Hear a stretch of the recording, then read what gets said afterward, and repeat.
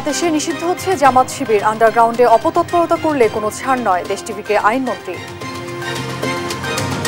তারা যদি আন্ডারগ্রাউন্ডে গিয়ে কোনো সন্ত্রাস করার চেষ্টা করে সেটার জবাব আইনি দিক দিয়ে আমরা দেওয়ার জন্য প্রস্তুত আছি। আরও বাড়ল কারফিউ শিথিলের সময়। স্বাভাবিক সূচিতে ফিরেছে অফিস আদালত। কাল থেকে স্বল্প দূরত্বে চলবে ট্রেন। ফেসবুক ও টিকটক খোলার বিষয়ে সিদ্ধান্ত আসতে পারে আজ, ব্যাখ্যা দিবেন সংশ্লিষ্ট প্রতিনিধিরা। 6 সমন্বয়ককে পরিবারের কাছে ফিরিয়ে দেয়া ও শিক্ষার্থীদের ওপর গুলি ছোড়া বন্ধের নির্দেশনা চেয়ে করা রিটের ফের শুনানি আজ। এবং লেবাননের বৈরুতে বিমান হামলায় প্রাণ গেছে শিশুসহ 3 জনের। হিজবুল্লাহ শীর্ষ কমান্ডার নিহতের দাবি ইসরায়েলের।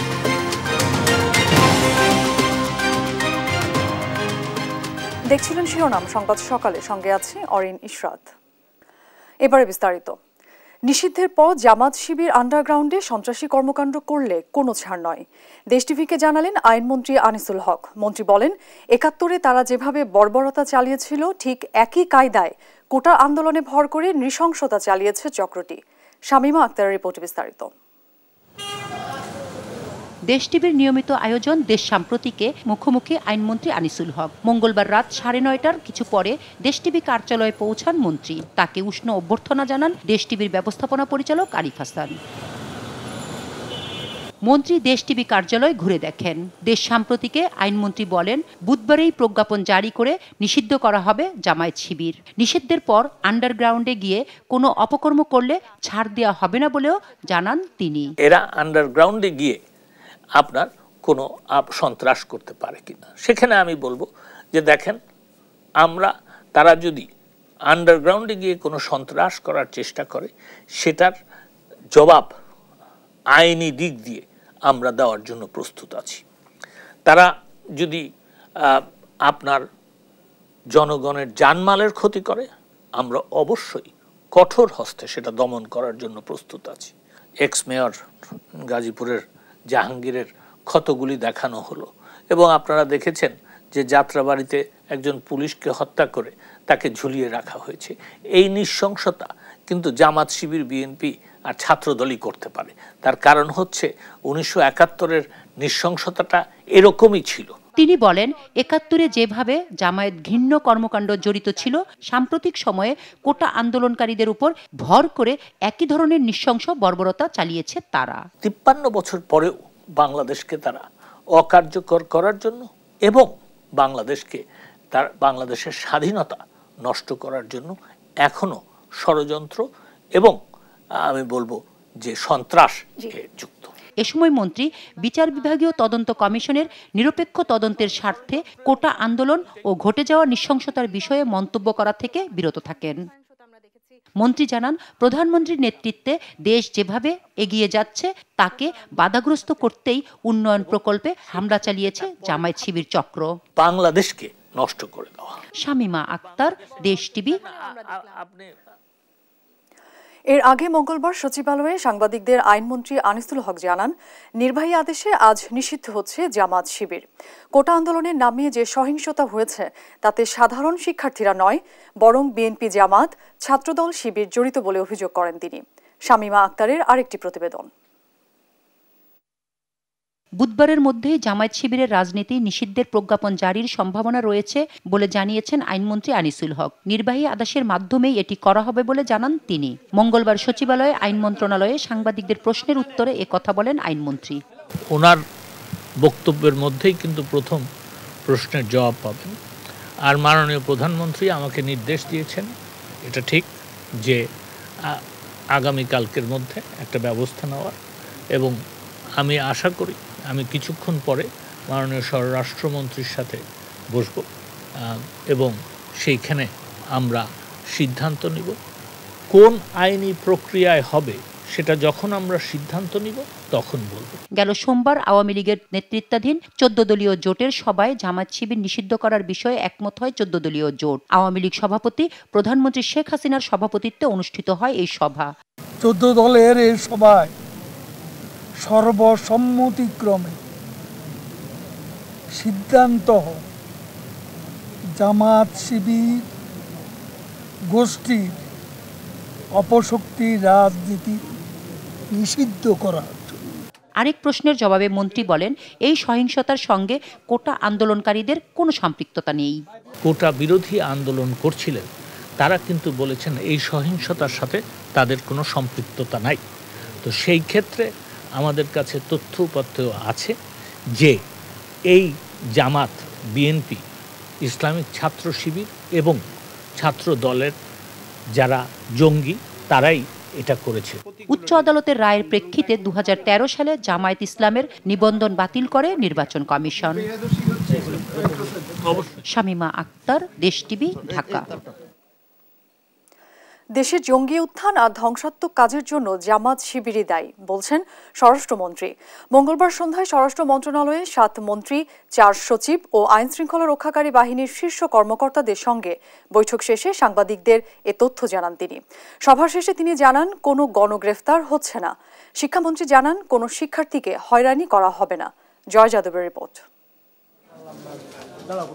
মঙ্গলবার বিকালে 3 মন্ত্রী, 4 প্রতিমন্ত্রী, পুলিশের আইজিপি ও গোয়েন্দা সংস্থার ঊর্ধ্বতন কর্মকর্তাদের নিয়ে সচিবালয়ে এই জরুরি সভা। প্রায় 3.5 ঘন্টার সভা শেষে স্বরাষ্ট্রমন্ত্রী বলেন, আন্দোলনে ভর করে সারা দেশে নৃশংস তাণ্ডব লীলা চালায় জামাত শিবির। জানান, নিষিদ্ধ হবে এই সংগঠনটি। আমরা জামাত শিবির এখন সব সময় দেখা যাচ্ছে যে এই সমস্ত ধ্বংসলীলার গুলোর পিছনে তারা রয়েছে। যত জঙ্গির উত্থান হয়েছে ওর শিকড় যদি টানেন পিছন থেকে দেখা যায় এগুলি শিবিরের সদস্য কিংবা জামাতের সদস্য। সেই জন্যই আজকে রাজনৈতিক সব দল একত্র হয়ে এই সিদ্ধান্তটি নিয়েছে তাদেরকে নিষিদ্ধ করার জন্য। সহিংসতায় কাউকে অযথা গ্রেপ্তার করা হচ্ছে না বলেও জানান স্বরাষ্ট্রমন্ত্রী। কোনো নিরপরাধ ব্যক্তিকে গ্রেপ্তার করছি না। আমাদের তথ্য মতে, গোয়েন্দা তথ্য এবং আমাদের ভিডিও ফুটেজ এবং আমাদের সাক্ষী শপথ নিয়ে যাদের আমরা শনাক্ত করতে পেরেছি তাদেরকে অ্যারেস্ট করছি। ভুলক্রমে যদি কেউ আবার নিয়ে আসে, আমাদের থানায় অফিসাররা তাদের চেক করে যাদের মনে করে যে নিরাপদ তিনি তাকে ছেড়ে দেওয়া হচ্ছে। সহিংসতার শুরুতে 6 জনের প্রাণহানির প্রকৃত কারণ উদ্ঘাটনে গঠিত তদন্ত কমিটির সদস্য বাড়ানো হবে বলে জানান আইনমন্ত্রী। যেহেতু এর পরিধি এবং তার অনুসন্ধান এবং তদন্তের স্কোপ অনেক বেড়ে গেছে, আমরা চিন্তা ভাবনা করছি যে তদন্ত কমিশনের এখন একজনই সদস্য, আমরা সেটাকে 3 জনে করার সিদ্ধান্ত খুব শিগগিরই হয়তো নিতে পারি। শিক্ষামন্ত্রী জানান, পরিস্থিতি বিবেচনায় ধাপে ধাপে শিক্ষা প্রতিষ্ঠান খোলা হবে। শিক্ষা প্রতিষ্ঠান খোলার প্রশ্নে আমরা বারবারই বলছি জননিরাপত্তা সর্বাগ্রে, এবং জননিরাপত্তার বিষয়টি বিবেচনায় নিয়ে আমরা সকল কর্তৃপক্ষের সাথে আলোচনা করে ধাপে ধাপে অবশ্যই আমরা শিক্ষা প্রতিষ্ঠানগুলো খুলতে চাই। বুধবার থেকে শনিবার পর্যন্ত ঢাকা, নারায়ণগঞ্জ, নরসিংদী ও গাজীপুরে চলমান কারফিউ সকাল 7টা থেকে রাত 8টা পর্যন্ত শিথিল করা হয়েছে। বাকি জেলাগুলোতে সিদ্ধান্ত নেবেন জেলা প্রশাসক। আগামী বুধবার হতে শনিবার পর্যন্ত সকাল 7টা হতে রাত 8টা পর্যন্ত সন্ধ্যায়ন কিংবা কারফিউ শিথিল থাকবে। জয় যাদব, দেশ টিভি, ঢাকা। দেশের সহিংসতা, নৈরাজ্যের ঘটনায় দায় এড়াতে আওয়ামী লীগ জামাতের রাজনীতি নিষিদ্ধের পদক্ষেপ নিয়েছে বলে মনে করেন রাজপথের বিরোধী দলীয় জোটের নেতারা। বিএনপি মহাসচিব মির্জা ফখরুল ইসলাম আলমগীরের মতে, একের পর এক ইস্যু তৈরির প্রজেক্ট হিসেবেই জামাতকে নিষিদ্ধের বিষয়টি সামনে এনেছে সরকার। বিস্তারিত সাইফুল রিপনের প্রতিবেদনে। সোমবার রাতে গণভবনে 14 দলের বৈঠকে জামায়াত শিবিরের রাজনীতি নিষিদ্ধের বিষয়ে সিদ্ধান্ত হয়। এরপর নিষিদ্ধের প্রক্রিয়া শুরু করেছে সরকার। দেশে উদ্ভূত পরিস্থিতিতে আওয়ামী লীগ সরকারের এমন পদক্ষেপে রাজনৈতিক অঙ্গনে চলছে আলোচনা সমালোচনা। সিদ্ধান্ত আমরা নিয়েছি, এখন সরকার এটাকে বাস্তবায়িত করবেন। দেশের চলমান পরিস্থিতিতে জামায়াতের রাজনীতি নিষিদ্ধের বিকল্প নেই বলে মনে করেন সাম্যবাদী দলের সাধারণ সম্পাদক দিলীপ বড়ুয়া। সাম্প্রদায়িক চিন্তা চেতনার রাজনৈতিক সন্ত্রাসী শক্তির উৎস হচ্ছে এই জামাত। সময়ের জরুরি প্রয়োজনে আজকে জামাতকে নিষিদ্ধ করা ছাড়া বিকল্প নাই। জামায়াতের রাজনীতি নিষিদ্ধের উদ্যোগ সরকারের সহিংসতা ও নৈরাজ্যের দায় এড়ানোর চেষ্টা হিসেবে দেখছেন যুগপৎ আন্দোলনের সমমনা দলের নেতারা। তারা যদি কোনো রাজনৈতিক পরোক্ষ অ্যালাইনমেন্ট তৈরি করতে চায়, আমার আশঙ্কা সরকারের এই অবস্থানটা থাকবে না। বিদ্যমান সংকটের প্রেক্ষিতে পুরো ঘটনার দায়িত্ব নিয়ে আওয়ামী লীগ সরকারের পদত্যাগের যে প্রশ্নটা এখন প্রায় সমস্ত মহল থেকে উচ্চারিত হচ্ছে, তাকে কিছুটা আড়াল করবার জন্য পুরো জিনিসটাকে একটা বিশেষ গোষ্ঠীকে দায়িত্ব দিয়ে নিজেদেরকে বাঁচাবার কৌশল হিসাবে জামাত শিবিরকে এই নিষিদ্ধ করবার কৌশলী উদ্যোগ। তাদের ক্ষমতাকে টিকে রাখার জন্য আরও কঠিন এবং কঠোর ব্যবস্থা এবং জনগণের বিরুদ্ধে যে যুদ্ধ ঘোষণা করেছে সেই যুদ্ধ ঘোষণার আরেকটা প্রক্রিয়া হচ্ছে এই নতুন আরেকটা উপাদান, আরেকটা এজেন্ডা জাতির সামনে এনেছে। মঙ্গলবার বিকেলে গুলশান কার্যালয়ে সংবাদ সম্মেলনে সাংবাদিকদের বিভিন্ন প্রশ্নের জবাব দেন বিএনপি মহাসচিব মির্জা ফখরুল ইসলাম আলমগীর। বলেন, কোন রাজনীতি গ্রহণ করবে বা বর্জন করবে তা দেশের জনগণই সিদ্ধান্ত নেবে। সরকার একটার পর একটা ইস্যু তৈরি করে, সেই ইস্যুকে ডাইভার্সনের দিকে নিয়ে যায়, এখন আবার এটাকে তারা ওই একই আরেকটি তাদের একটা প্রজেক্ট।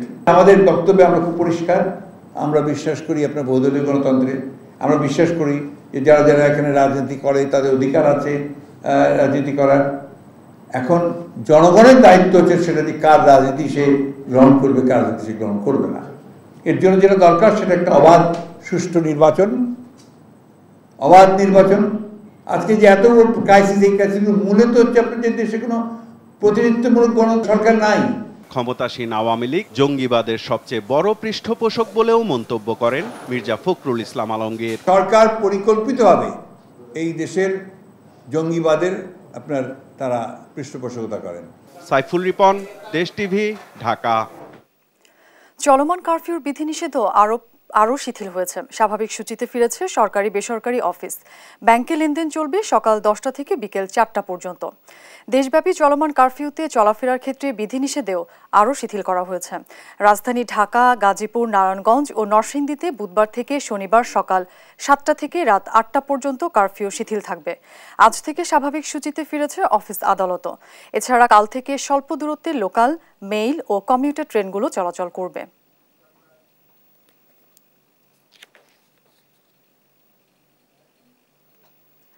কোটা সংস্কার আন্দোলন ঘিরে সহিংস পরিস্থিতির কারণে দেশে বন্ধ থাকা ফেসবুক, টিকটক সহ সামাজিক যোগাযোগ মাধ্যম চালুর বিষয়ে আজ সিদ্ধান্ত আসতে পারে। কোটা সংস্কার আন্দোলন ঘিরে সহিংসতার মধ্যে গত 17 জুলাই রাতে মোবাইল ইন্টারনেট এবং 18 জুলাই রাতে ব্রডব্যান্ড ইন্টারনেট বন্ধ হয়ে যায়। 5 দিন পর 23 জুলাই রাতে পরীক্ষামূলকভাবে ব্রডব্যান্ড ইন্টারনেট সেবা চালু করা হয়। আর 11 দিন পর মোবাইল ইন্টারনেট সেবা চালু করা হলেও মিলছে না স্বাভাবিক গতি। এছাড়া এখনও চালু হয়নি সামাজিক যোগাযোগ মাধ্যম। বৈষম্য বিরোধী ছাত্র আন্দোলনের 6 সমন্বয়ককে পরিবারের কাছে ফিরিয়ে দেয়া এবং শিক্ষার্থীদের ওপর গুলি ছোড়া বন্ধের নির্দেশনা চেয়ে করা রিটের ফের শুনানি আজ।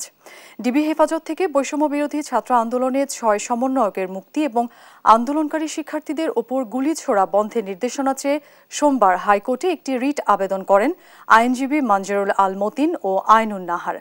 দ্বিতীয় দিনের শুনানিতে নারায়ণগঞ্জে বাসার ছাদে 6 বছরের শিশু রিয়ার মৃত্যু নিয়ে সংবাদপত্রে প্রকাশিত প্রতিবেদন তুলে ধরেন তাদের আইনজীবী। এ সময় মৃত্যু নিয়ে মন্তব্য করেন আদালত। এছাড়া সমন্বয়কদের হেফাজতে রাখার বৈধতা নিয়েও কথা বলেন আইনজীবীরা। আর 6 সমন্বয়ককে নিরাপত্তা হেফাজতে রাখার যৌক্তিকতা তুলে ধরেন অতিরিক্ত অ্যাটর্নি জেনারেল মেহেদী হাসান চৌধুরী।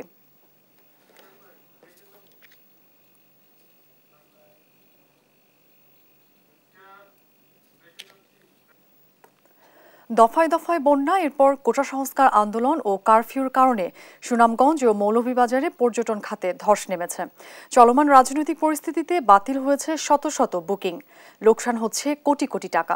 বিপাকে পড়েছেন পর্যটন সংশ্লিষ্ট মালিক ও শ্রমিকরা। সহকর্মীদের পাঠানো তথ্যচিত্রে ফারিয়া ইসলামের ডেস্ক রিপোর্ট। বছর জুড়ে হাজারো পর্যটকের সরগম থাকে সুনামগঞ্জ ও মৌলভীবাজারে পর্যটন স্পটগুলো, কিন্তু চলমান পরিস্থিতিতে পর্যটন সমৃদ্ধ এই দুই জেলা এখন পর্যটক শূন্য। পর্যটক না আসায় বিপাকে পড়েছেন সুনামগঞ্জের হাউসবোট মালিক ও শ্রমিকরা। টাঙ্গুয়ার হাওরে রয়েছে ছোট বড় 200 থেকে 300 নৌকা ও 125টি হাউসবোট, কিন্তু পর্যটক না থাকায় শহরের সাহেববাড়ি ঘাট, তেঘরিয়া, মল্লিকপুর, অচিন্তপুর, ওয়েস্টখালী, লঞ্চঘাট এলাকায় সারি সারি নোঙর করে রাখা হয়েছে দৃষ্টিনন্দন সব হাউসবোট। পরপর 3 দফা বন্যার কারণে অনেক পর্যটক তাদের বুকিং বাতিল করেছেন। এখন কারফিউর কারণে গেল 10 দিন যাবৎ কোনো পর্যটক আসছেন না। এতে কোটি টাকা ক্ষতির মুখে পড়েছে পর্যটন খাত। এর মধ্যে আমাদের বোটে থাকা যে শ্রমিকদেরকে চালানো অনেক কষ্ট হয়ে যাচ্ছে আমাদের পক্ষে। আমাদের মালিকের কাছেও আমাদের দাবিটা করতে পারতেছি না, কিন্তু আমরা খুবই কষ্টের মধ্যে আছি। একটা স্টাফে প্রায় মাসে 30-40 টাকা ইনকাম করে, পুরা এই টাকাগুলো ক্যান্সেল। এদিকে মৌলভীবাজারের অর্ধশত পর্যটন স্পট খা করছে। এই পরিস্থিতিতে জেলায় ছোট বড় মিলিয়ে শতাধিক হোটেল, মোটেল, রিসোর্টের বুকিং বাতিল হয়েছে। ট্যুর গাইডরা অলস দিন কাটাচ্ছেন। এখন পর্যটকের খরা বললেই চলে, যার কারণে আমাদের অবসর সময় যাচ্ছে, আমাদেরও ভালো লাগছে না। ভাড়া, তারপর নিজের হাত খরচ, কর্মচারী বেতন সবকিছু মিলিয়ে এখন একটা বিপর্যয়ের মধ্যে আছি। এখানে জীবিকা নির্বাহ করতাম ট্যুর গাইড করে, কিন্তু এখন লোক না আসার কারণে আমরা পুরোদমেই বেকার হয়ে পড়েছি। লাউয়াছড়া রেঞ্জ কর্মকর্তা বলেন, লাউয়াছড়া জাতীয় উদ্যানে এই সময়ে প্রতিদিন 300 থেকে 400 পর্যটক আসতেন। বর্তমানে তা নেমেছে 30 থেকে 40 জনে। কমেছে সরকারের রাজস্ব আয়। এখন 30 থেকে 40 জন পর্যটক প্রবেশ করছে, যার ফলে আমাদের রাজস্ব আয় অনেকাংশ কমে গেছে। বন্যা সহ নানা কারণে পর্যটন শিল্প ব্যাপক ক্ষতিগ্রস্ত হয়েছে। এতে করে ব্যবসা টিকিয়ে রাখতে শঙ্কায় রিসোর্ট মালিক। আমাদের স্টাফ বলেন বা যে কোনো গ্যাস কারেন্ট সবকিছুরই যে এরকম অবস্থা আছে, সেটা নিয়ে এই পর্যায়ে চলাটা অনেক সমস্যা হয়ে গেছে। জেলার পর্যটন ব্যবসায় ধস হওয়ায় প্রায় 50 কোটি টাকার মতো ক্ষতি হওয়ার দাবি করছে শ্রীমঙ্গল পর্যটন সেবা সংস্থা। মৌলভীবাজার জেলার হোটেল মালিকদের 50 কোটি টাকার মতো একটা ক্ষতি হতে পারে বলে আমরা ধারণা করছি। এই পর্যায়ে আমরা আমাদের ক্ষতিটা কিছুটা পুষিয়ে ওঠার জন্য সরকারের কিছু আর্থিক সহযোগিতা আমরা কামনা করছি। পরিস্থিতি স্বাভাবিক হলে আর্থিক ক্ষতি কাটিয়ে ওঠার আশা পর্যটন খাত সংশ্লিষ্টদের। ফারিহা ইসলাম মিম, নিউজ ডেস্ক, দেশ টিভি। দ্রব্যমূল্যের বাজারের অস্থিরতার মধ্যেই কুষ্টিয়ায় আবারও ঊর্ধ্বমুখী চালের বাজার। সব ধরনের চালই কেজিতে বেড়েছে 2 থেকে 4 টাকা। আর দফায় দফায় চালের এমন দাম বৃদ্ধিতে অসহায় সাধারণ ভোক্তারা। দ্রুত দাম নিয়ন্ত্রণে দাবি তাদের। ইরফান রানার ক্যামেরায় কুষ্টিয়া থেকে নাহিদ হাসান তিতাসের রিপোর্ট। সপ্তাহ দুয়েক স্থিতিশীল থাকার পর কুষ্টিয়ায় আবারও ঊর্ধ্বমুখী চালের বাজার। খুচরা বাজারে সব ধরনের চালের দামই কেজি প্রতি বেড়েছে 2 থেকে 4 টাকা। সরু মিনিকেট চাল কেজি প্রতি 2 থেকে 3 টাকা বেড়ে বিক্রি হচ্ছে 68 থেকে 69 টাকায়। কাজললতা চাল কেজিতে 2 টাকা বেড়ে বিক্রি হচ্ছে 60 টাকা। আর মোটা আটার চাল কেজিতে 2 থেকে 3 টাকা বেড়ে বিক্রি হচ্ছে 54 থেকে 55 টাকায়। সবচেয়ে বেশি বেড়েছে বাসমতি চালের দাম, যা কেজিতে 4 টাকা বেড়ে বিক্রি হচ্ছে 90 টাকায়। সাধারণ নিম্নবিত্ত মানুষ যারা সবসময় কিনছে, সেটাও 52 টাকার থেকে এখন 54 টাকা করে বিক্রি হচ্ছে। বর্তমান বাজারে সব চাউলের দামই কেজিতে 2-3 টাকা বাড়ছে। এর ভিতরে মিনিকেটটা আমরা বিক্রি করছি বর্তমানে 68 টাকা কেজি। আমরা মিল থেকে চাল কিনি, ওনারা যেভাবে দাম বাড়ায় আমাদের বাজারে আমরা খুচরা পর্যায়ে 2 টাকা কেজির মধ্যে খরচ খরচা বাদে লাভে বিক্রি করি। আর দ্রব্যমূল্যের বাজারের এমন অস্থিরতার মধ্যেই আরেক দফায় চালের দাম বৃদ্ধিতে বিপাকে পড়েছেন সাধারণ ভোক্তারা। বলছেন যে কোনো মূল্যে চালের দাম নিয়ন্ত্রণের কথা। এখন আসলে চাউল কিনতে গেলে বাজার হয় না, বাজার করতে গেলে চাউল হয় না। এখন আমাদের মতো মধ্যবিত্ত মানুষের অনেক সমস্যা হয়ে যায়। প্রত্যেকটা চালের দাম কেজিতে 2 টাকা, 3 টাকা, 4 টাকা বাড়ছে আর কি। তো এই অবস্থা বিভিন্ন অজুহাত তাদের।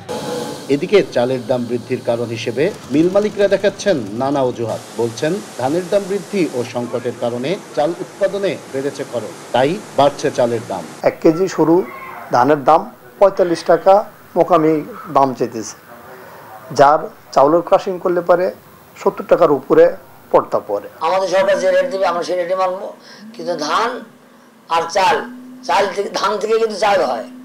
চাউল যদি আমাকে বেশি রেটে কিনতে হয়, চাউল কিন্তু আমাকে বেশি রেটে বেচতে হবে।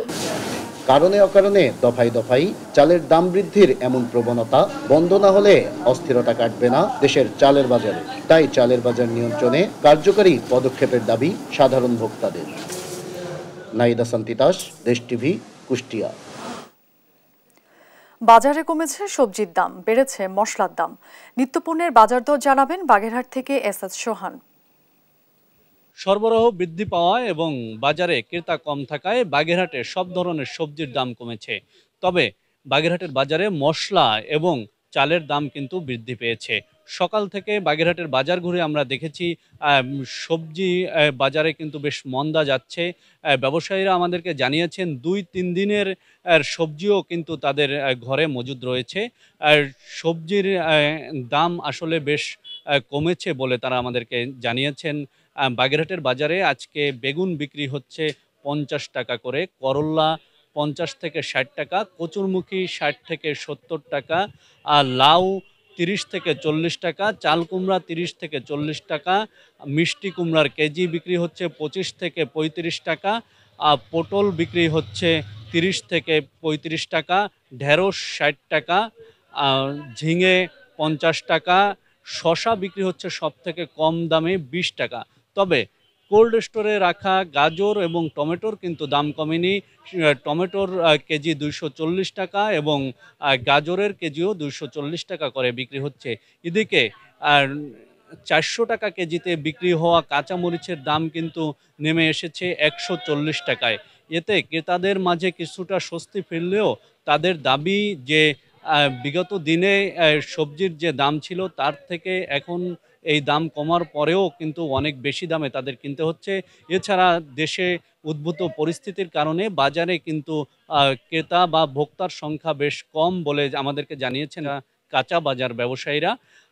অন্যদিকে বাগেরহাটের বাজারে আমরা দেখেছি মশলার দাম কিন্তু বেশ বেড়েছে।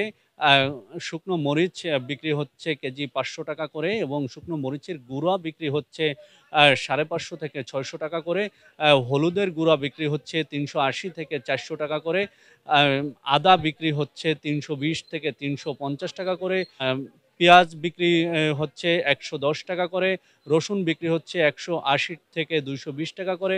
অন্যদিকে চালের দামও কিন্তু বেড়েছে।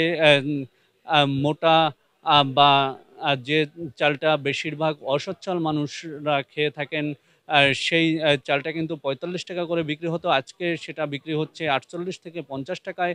এছাড়া চিকুন চাল বিক্রি হচ্ছে 70 থেকে 80 টাকা করে। বাগেরহাট থেকে এই ছিল আমার কাছে নিত্যপণ্যের বাজার দরের সর্বশেষ খবর। দেখছেন সংবাদ। আমি এখন দাঁড়িয়ে আছি ঢাকা-সিলেট মহাসড়কের নরসিংদীর বেলানগর অংশে। নরসিংদীতে কারফিউ শিথিল থাকায় বর্তমানে জনজীবন স্বাভাবিক রয়েছে। মহাসড়ক এবং জেলার বিভিন্ন গুরুত্বপূর্ণ সড়ক সেনাবাহিনী সহ আইনশৃঙ্খলার বাহিনীরা টহল দিচ্ছে। বর্তমানে ঢাকা-সিলেট মহাসড়কে যান চলাচল অনেকটা স্বাভাবিক রয়েছে।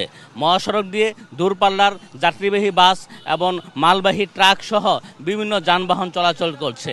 একই সঙ্গে মহাসড়কে সেনাবাহিনী এবং পুলিশ, বিজিবি সহ বিভিন্ন আইনশৃঙ্খলা বাহিনী নিয়মিত টহল দিচ্ছে। নরসিংদীতে সাম্প্রতিক সহিংসতায় বেশ কিছু সরকারি স্থাপনা ক্ষতিগ্রস্ত হয় এবং ঢাকা-সিলেট মহাসড়কেরও বেলানগর অংশ কেটে ফেলা হয়। পরবর্তীতে পরিবেশ স্বাভাবিক হলে মহাসড়কের ভাঙা অংশ এবং কেটে ফেলা অংশ মেরামত করে স্বাভাবিক করা হয়। এবারে জানাবো আন্তর্জাতিক প্রসঙ্গ। ইরানে ফিলিস্তিনের স্বাধীনতাকামী সংগঠন হামাস প্রধান ইসমাইল হানিয়াকে হত্যা করা হয়েছে। ইরানের রাষ্ট্রীয় গণমাধ্যমের বরাতে জানা যায়, রাজধানী তেহরানের নিজ আবাসস্থলে গুপ্ত হত্যার শিকার হয়েছেন তিনি।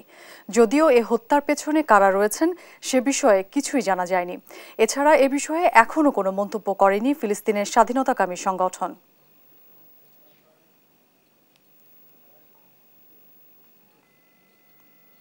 লেবাননের বৈরুতে বিমান হামলা চালিয়েছে ইসরায়েলি বাহিনী। এতে শিশুসহ অন্তত 3 জন নিহত হয়েছেন, আহত আরও 74 জন। এদিকে এ হামলার বিষয়ে হিজবুল্লাহ এখনও কোনো মন্তব্য করেনি। তবে ইরান সমর্থিত সশস্ত্র গোষ্ঠীটির শীর্ষ কমান্ডার হত্যার দাবি আইডিএফের। এই সংঘাত এড়াতে কাজ করছে বলে জানিয়েছে মার্কিন পররাষ্ট্র দফতর। এর মধ্যে দুপক্ষকে শান্ত থাকার আহ্বান জানিয়েছে জাতিসংঘ। আরও জানাচ্ছেন আফরিন মৌ। মঙ্গলবার স্থানীয় সময় সন্ধ্যা 7:40 একের পর এক বিকট শব্দে কেঁপে ওঠে লেবাননের রাজধানী বৈরুত। ইরান সমর্থিত লেবাননের সশস্ত্র গোষ্ঠী হিজবুল্লাহর শক্তিশালী ঘাঁটি হিসেবে পরিচিত ওই এলাকায় বিমান হামলা চালায় ইসরায়েল। কালো ধোঁয়ায় ছেয়ে যায় চারপাশ। স্থানীয় গণমাধ্যমের বরাতে জানা যায়, রাজধানীর পার্শ্ববর্তী এলাকা হারেত হ্যারিতে হিজবুল্লাহর সূরা কাউন্সিলে সিনিয়র কমান্ডারকে হত্যার উদ্দেশ্যে হামলা চালানো হয়। যদিও এ কমান্ডার নিহতের বিষয়ে এখনো কোনো তথ্য পাওয়া যায়নি, তবে এতে শিশুসহ বেশ কয়েকজন প্রাণ হারান। এছাড়া আহত হন অর্ধশতাধিক। এই বিমান হামলায় হিজবুল্লাহর প্রধান হাসান নাসরুল্লাহর সামরিক উপদেষ্টা মুহসিন শকরকে হত্যার দাবি আইডিএফের। হামলার পরপরই ইসরায়েলি সেনাবাহিনীর সঙ্গে ফোনালাপ করেছেন নেতানিয়াহু। এ সময় হিজবুল্লাহর সহ্যের সীমা অতিক্রম করেছে বলেও দাবি তার। ইসরায়েল ও হিজবুল্লাহর মধ্যে সংঘাত যেভাবে ছড়িয়ে পড়ছে, এতে খুব দ্রুতই তা যুদ্ধের রূপ নিতে পারে বলে আশঙ্কা বিশ্লেষকদের। তবে বৈরুতে হামলার জবাব হিজবুল্লাহ কিভাবে দেয় তার উপর নির্ভর করছে ক্রমবর্ধমান উত্তেজনা কোন দিকে মোড় নেয়। এর মধ্যে একেই ইসরায়েলের সুস্পষ্ট আগ্রাসন আখ্যা দিয়ে এর নিন্দা জানিয়েছেন লেবাননের প্রধানমন্ত্রী নাজিব মিকাতি। যদিও পরিস্থিতি স্বাভাবিক করতে কাজ করছে বলে জানিয়েছে মার্কিন পররাষ্ট্র দপ্তরের মুখপাত্র বেদান্ত প্যাটেল। আমরা বিশ্বাস করি না যে সর্বাত্মক যুদ্ধ অনিবার্য, এবং আমরা এখনো বিশ্বাস করি যে এটি এড়ানো যেতে পারে। আমরা একটি কূটনৈতিক রেজলিউশনের দিকে কাজ চালিয়ে যাচ্ছি। অবশ্যই কোনো ধরনের উত্তেজনা এড়াতে চাই, এবং ঠিক সে কারণেই আমরা কূটনীতিতে গভীরভাবে মনোযোগ দিয়ে থাকি। ইসরায়েল ও হিজবুল্লাহর সংঘাত নিয়ে এরই মধ্যে উদ্বেগ প্রকাশ করেছে জাতিসংঘ। দুই পক্ষকে সংযত থাকার আহ্বান জানিয়েছে সংস্থাটি। আফরিন মৌ, নিউজ ডেস্ক, দেশ টিভি। প্যারিস অলিম্পিকে আর্চারি ইভেন্টে আজ মাঠে নামবেন বাংলাদেশি আর্চার সাগর ইসলাম। বাংলাদেশ সময় বিকেল 5:30টায় ব্যক্তিগত রিকার্ভ ইভেন্টে খেলবেন তিনি। এই পর্বটা বেশ কঠিন হতে যাচ্ছে সাগরের জন্য। প্রতিপক্ষ হিসেবে তিনি পেয়েছেন টোকিও অলিম্পিকের রৌপ্য পদক জয়ী ইতালিয়ান মাউরো নেসপোলিকে। এর আগে 25 জুলাই র্যাঙ্কিং রাউন্ডে নিজের সেরাটা দেখাতে পারেননি সাগর ইসলাম। 653 স্কোর করে 72 জনের মধ্যে 45তম হন তিনি।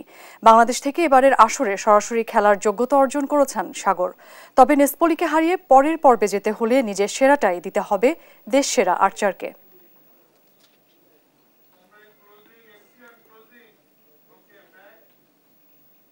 এই ছিল এখনকার সংবাদ সকাল। পরের বুলেটিন দেখার আমন্ত্রণ রইল।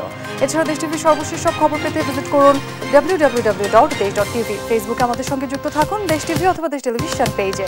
এছাড়া সর্বশেষ ভিডিও পেতে ইউটিউবে আমাদের হ্যান্ডেল @দেশ টেলিভিশন অথবা @দেশ টিভি নিউজ লিখে সার্চ করুন। ধন্যবাদ।